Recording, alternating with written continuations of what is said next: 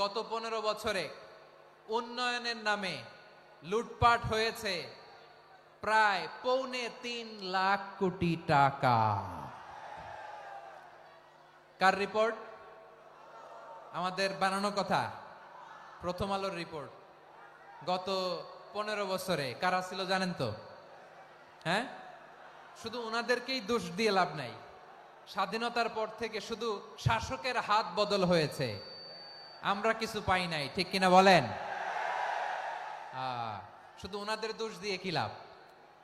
একদল খাইছে, আরেক দল খাওয়ার জন্য রেডি হয়ে আছে। আমরা এরকম চাই না।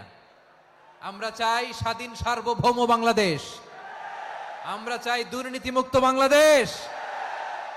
আমি নিউজটা যে কতবার পড়লাম, এটা কি সম্ভব?